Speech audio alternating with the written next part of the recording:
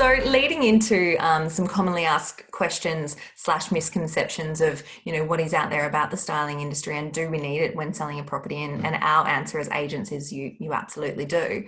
One of them is, do we have to move all of our furniture out when we are styling to sell? My business is I can work in a partial style. So we work with maybe the couch that you've got already and we add in cushions and a rug and a coffee table and things like that. So it could be a part style where we use bits and pieces of yours, and they're often things that I will go through and choose. Sometimes too, you might have a piano or something huge that just can't be stored. So, we can work around that. So I actually offer a part style as well as a full style. And we're probably one of the only companies, or there's very few of us around that actually allow you to live in the home during that campaign with that hire furniture. Right. Okay. So that's another question that we commonly get asked. Are we allowed to keep our beds and our linen? What's your advice around that?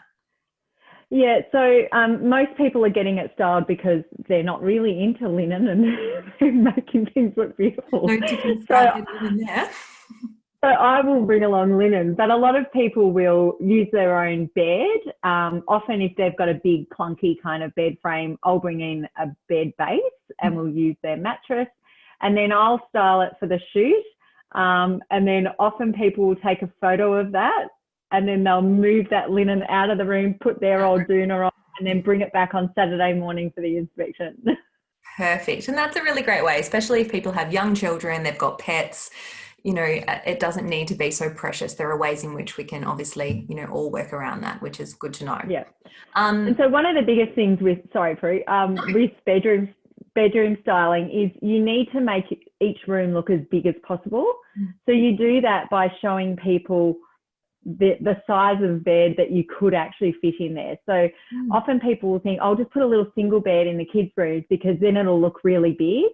But most people can't judge the size of a room or visualize. So if you put a double bed in, they can always walk off thinking, oh, it's a pretty big room. It had a double bed in it. We'll certainly fit little Johnny's single bed in there. So it's dressing it at its maximum capacity. Another great question is, I've got 3 bedrooms. Do I turn the third into a study or should I put it into a third bedroom? What's your advice around study versus bedroom accommodation? Look, the bedroom's always going to get you more money, and that's what it's all about. So I always tell people, unless you've got 5 bedrooms, well, we may as well make one of them a study. But again, it's about maximizing that room. So buyers will always come in and say, oh God, we're going to turn that bedroom into a study. Yeah. But often if they come and visit and it's 2 bedrooms and a study, they'll walk away thinking, I don't think it had a wardrobe, or it must have been really small. They'll critique. Yeah. So we want to show it at its maximum, and then they can work back from that. Yeah. And similarly to meals, dining areas, if you've got a kitchen, meals, living, or you have a kitchen, lounge / rumpus room, what's the best there? Is it 2 living rooms? Is it a meals? What kind of configuration would you look at there? Yeah, so I mean, most families now, even a professional couple, want 2 living areas, so you can go and watch football and you can watch Bachelor or whatever you're watching. Especially in isolation, we all need our space.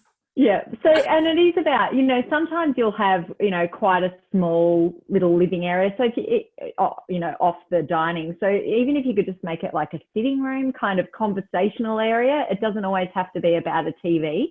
The biggest things with dining though is most people will judge the size of a room online by counting how many chairs are around the dining table. That's interesting. People will sort of look around and go, oh, you want to 8-seater table. Oh, it must be fairly big sort of dining area. If it's a 4-seater table, they'll think, oh, it's pretty small. Yeah. So I always tell people to, put as many chairs as possible. And sometimes if it is a little bit narrow, you might think about putting 3 or 4 chairs each side of the table and none on the ends. So we're not gathering that room on the ends, but we're still presenting an 8 or even 10-seater dining table.